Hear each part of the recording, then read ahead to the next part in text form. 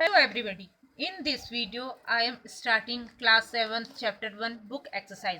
If you have not seen my first chapter explanation, please see that. I will give link in description. I have written the answers so that you can understand it properly. Let's start. Question number 1. Why do organisms take food? Organisms need food to get energy for growth and maintenance of their body. Distinction between parasitic and saprophytes. Parasites. About parasites first we will write. Parasites are the organisms that grow in or on the body of other organisms. And these are of two types. Number one, totally parasite. Number two, partially parasite. The example of parasites, Cuscuta and Mr. 2. Now, saprophytes.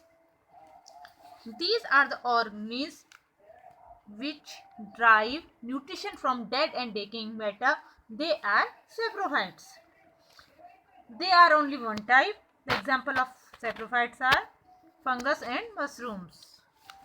Question number 3. Why would you test the presence of starch in leaf? The test, the test of presence of starch in leaf, we put 2 or 3 drops of iodine solution, dilute iodine solution on leaf. It turns blue black. It shows the presence of starch in leaf. Give brief description of the presence of synthesis of food in green plants. Answer is, as we know, green plants prepare their food by the process of photosynthesis. During photosynthesis, chlorophyll containing cells of leaf, in the presence of sunlight, use carbon dioxide and water to synthesize starch or carbohydrate. This is food. Okay.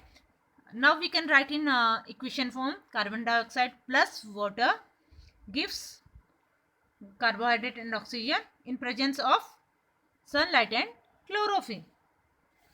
Okay. Sketch, you can make it. Now question number 6. Fill in the blanks. Green plants are called autotrophs since they synthesize their own food. B part is the food synthesized by plants is stored as starch or carbohydrate.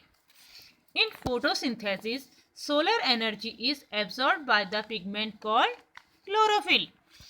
During photosynthesis, plants take in carbon dioxide and release oxygen gas. Now, question number 7. Name the following. Part 1. A parasitic plant with yellow cylinder and branch stem is Cuscuta. Number 2. A plant that is partially autotrophic is pitcher plant. Number 3. The pores through which leaves exchange gases is called stomata. Question number 8. Pick the correct answer. Cuscuta is an example of autotrophs, parasite, saprophytes or host. It's an example of parasite. B part. The plant which trap and feeds on insect is Cuscuta, China rose, pitcher plant, rose. It's pitcher plant. Now question number 7. Match the items given in column 1 with those in column 2. Column 1, chlorophyll. Chlorophyll is related to leaf. We can match it with leaf. Number 2, nitrogen. Nitrogen is related to rhizobium. Rhizobium is a bacteria. We can write it bacteria. Number 3, Cuscuta. Cuscuta is a parasite. Okay. Number 4, animals are heterotrophs. Insect eat pitcher plant. Okay. Question number 10. Mark T if the statement is true and F if it is false. True or false. The right answer you will write true or false, you will write F. Number 1, carbon dioxide is released during photosynthesis. No, it's wrong. It's false.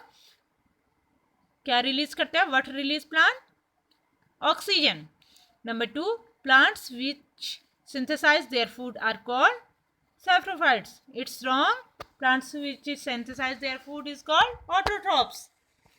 It's also wrong. Number 3, the product of photosynthesis is not a protein. Protein is also a product of photosynthesis. In pulses, protein is mainly synthesized by the leaves. So its the product of photosynthesis is not a protein. Not a protein. It is also carbohydrate also. Okay, not a protein. It's true. Number 4, solar energy is converted into chemical energy during photosynthesis. Okay, solar energy change into chemical energy. It's true.